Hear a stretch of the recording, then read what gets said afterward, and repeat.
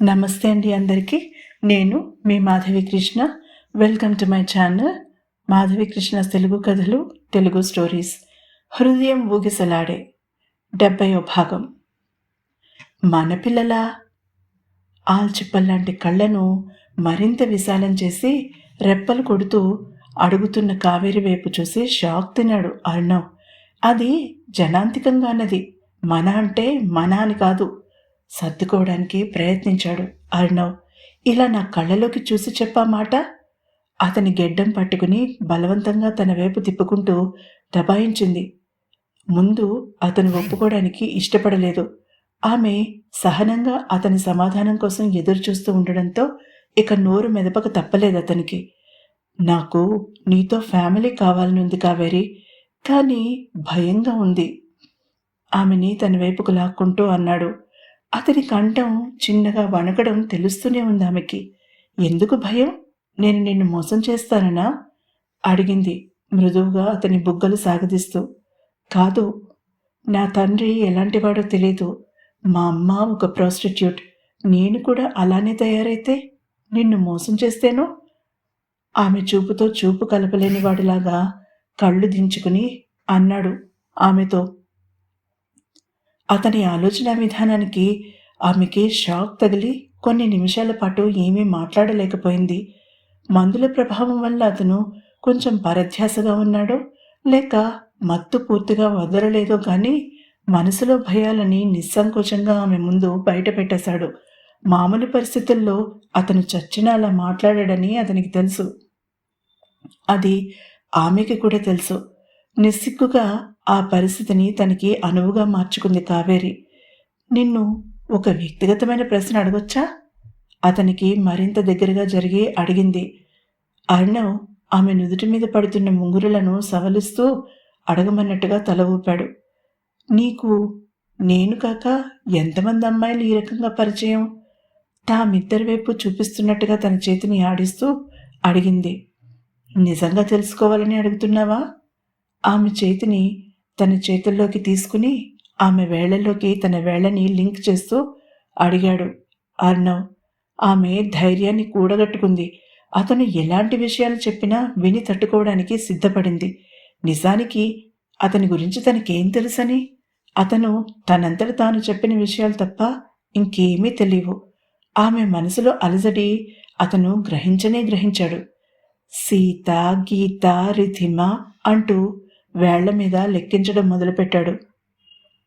Stop, నాకు చెప్పకు, ఆపిక. అతనికి దూరం జరగడానికి ట్రై చేస్తూ కసిరింది కావేరి. అతను పకపకా నవ్వాడు.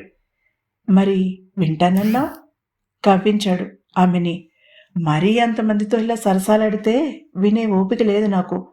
రుసరుసలాడుతూ మంచం దిగడానికి ప్రయత్నించింది కావేరి.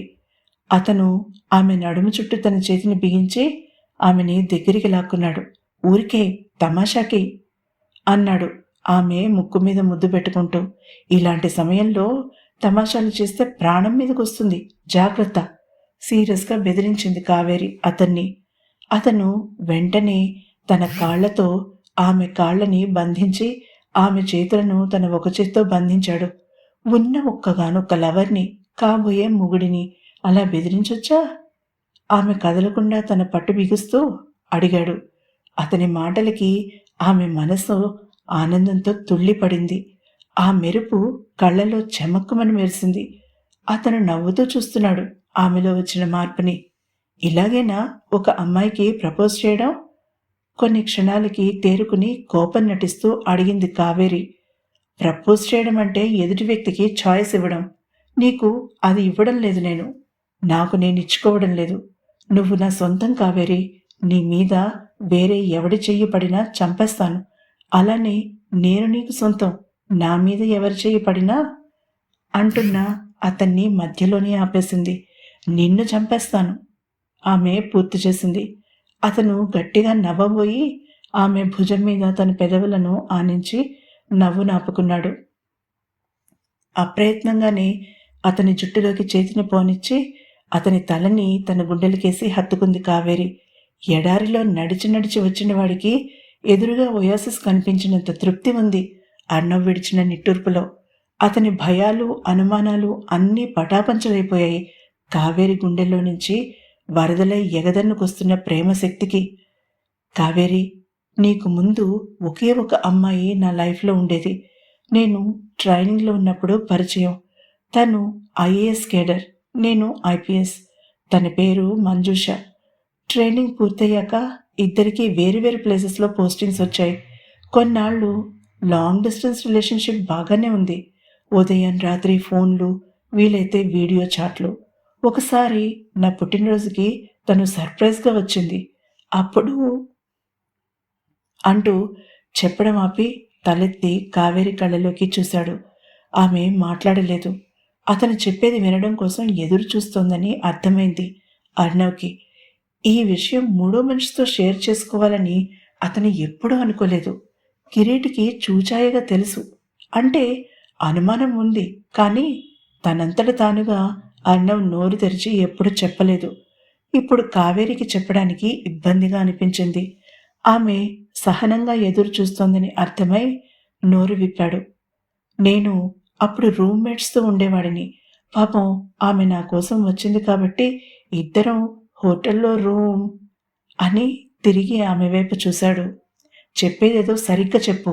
వీధి కుళాయిలాగా చెప్పి చెప్పకుండా సగం సగం చెప్పి నన్ను చంపకు, కోపంగా కసిరింది కావేరి. ఇక చెప్పడానికి ఏం లేదు, అంతే. హోటల్లో రూమ్ తీసుకున్నాం. పాపం రాత్రంతా తను నాతో స్పెండ్ చేసి ఉదయం వెళ్ళిపోయింది. కావేరి కసిరేసరికి మొహం ముడుచుకుని చెప్పాడు అర్ణవ్. ఆహాహా, అప్పుడు ఎంజాయ్ చేసిందంతా చేసేసి ఇప్పుడు ఈ అలక మొహం ఎందుకో? అతని బుగ్గలో మోటుగా ఒక పోటు పొడిచింది వేళ్లతో కావేరి. అబ్బా రాక్షసి! బుగ్గ బలంగా రుద్దుకుంటూ చిన్నగా అరిచాడు అర్ణవ్. అవును, నేను రాక్షసి. ఆ ముచ్చు మొహంది 2 సార్లు పాపం.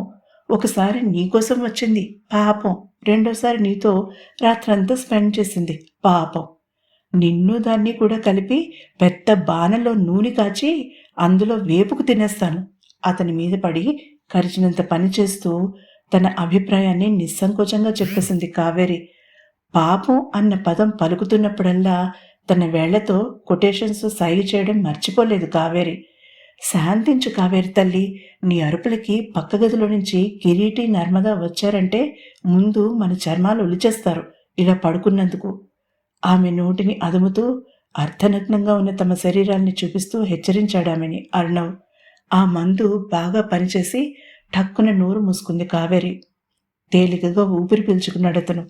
ఇంతకీ మహాతల్లి తమరి జీవితంలో నుంచి ఎందుకు దయచేసిందో చెప్పనే లేదు తమరు. కొన్ని నిమిషాల మౌనం తర్వాత వ్యంగ్యంగా కామెంట్ చేసింది కావేరి. ఆ మాటకి అతని మొహం వాడిపోవడం గమనించి తనని తానే తిట్టుకుంది, ఆలోచన లేకుండా మాట్లాడినందుకు. నీకిష్టం లేకపోతే చెప్పకు అర్ణవ్. అతని గుండెల మీద చేతిని వేసి ఓదార్చడానికి ప్రయత్నిస్తూ అంది. అదేం లేదు, ఇంతవరకు వచ్చాక అది మాత్రం ఎందుకు చెప్పకుండా ఉంటాను అంటూ ఆమె చేతి మీద తన చేతిని వేసి తన తల్లి విషయం తెలిసిన మంజుష సడన్గా తనతో ఎలా కమ్యూనికేషన్ మొత్తం కట్ చేసిందో, ఎలా ఆమె పెళ్లి విషయం తనకి ఫ్రెండ్స్ ద్వారా తెలిసిందో, అదే సమయానికి కిరీటి వెనక్కి రావడంతో తను అతని దగ్గరికి వెళ్ళి ఎలా తన గాయాన్ని మాన్పుకునే ప్రయత్నం చేశాడో అన్నీ చెప్పాడు అర్ణవ్. అంతా విన్న కావేరి ఏమీ మాట్లాడలేదు. కొన్ని సందర్భాల్లో మాటల కన్నా చేతలు ఎక్కువ ప్రభావాన్ని చూపిస్తాయి. కావేరి అతని నుదుటి మీద ముద్దు పెట్టుకుంది. అతను కళ్ళు మూసుకున్నాడు. ఆ క్షణం కావేరి తన ప్రేమతో అతనిలో ఉన్న బాధని కడిగేస్తోందా అనిపించింది అర్ణవ్కి. మెల్లమెల్లగా అతని మొహం అంతా ముద్దులతో నింపేసింది. అతను పూర్తిగా మనసు లోతుల్లో దిగబడిన వాడి ముళ్ళని పక్కకి తీసి పడేసినంతగా తమ ప్రేమ ఉధృతాన్ని చూపించింది కావేరి. నదికి వరదొచ్చి పొంగితే గ్రామాలకి గ్రామాలు కొట్టుకుపోతాయి. అలా ఆమె ప్రేమ వరదలో అర్ణవ్ తన అస్తిత్వాన్నే కోల్పోయాడు. అతను అనేవాడు లేకుండా ఆమెలో కలిసిపోయాడు. అదే వాళ్ళ మొదటి కలయిక, వాళ్ళ ఆత్మల కలయిక అన్నట్టుగా అనుభూతి చెందాడు అతను.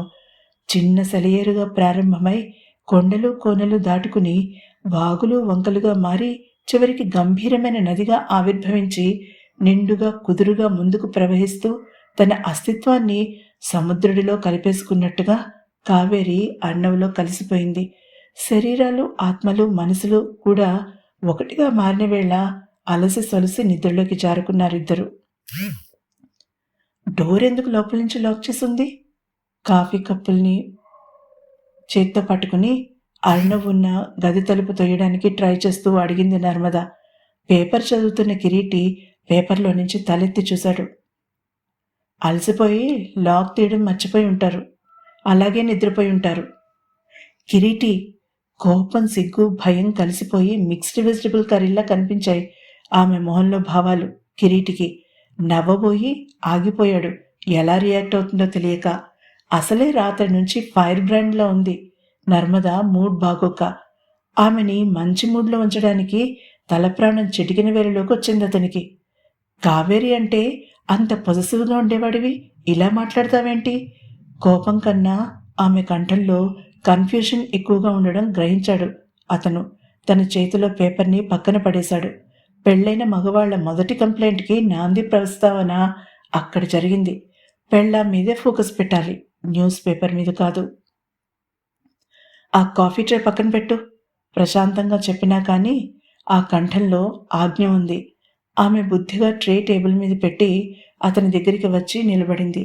ఆమె ఊహించని వేగంతో విసురుగా తన ఒళ్ళోకి లాక్కున్నాడు కిరీటి నర్మదని. నా మరదలు నీలా దద్దీ కాదు, సూపర్ ఫాస్ట్ ఎక్స్ప్రెస్. అలానే నా తమ్ముడు నాలా మిస్టర్ బుద్ధిమంత్ కాదు, మహాముదురి కేసు చెప్పి ఆమె బుగ్గ మీద ముద్దు పెట్టుకున్నాడు కిరీటి. మన ఆడపిల్లకి బాయ్ ఫ్రెండ్ తప్పనిసరి అనుకున్నప్పుడు తెలియని వెధవ కంటే తెలిసిన వెధవ బెటర్. ఆమె చెవిలో రహస్యం చెప్తున్నట్టుగా కంఠం తగ్గించి అన్నాడు కిరీటి. బ్యాలెన్స్ కోసం అతని మెడ చుట్టూ చేతులు వేసింది నర్మద. అతని మాటలకి తలెత్తి పకపక నవ్వింది. అతను ఆమెని మరింత దగ్గరికి లాక్కుని ఆమె మెడ మీద తన నాసికతో సున్నితంగా రాశాడు. కిరీటి ప్లీజ్ స్టాప్ అంటోంది నర్మద. అతను నవ్వుతున్నాడు. ఏం జరుగుతోంది ఇక్కడ వినిపించింది. ఈ ఎపిసోడ్ కనుక మీకు నచ్చినట్లయితే తప్పకుండా లైక్ కొట్టండి, సబ్స్క్రైబ్ చేసుకోండి.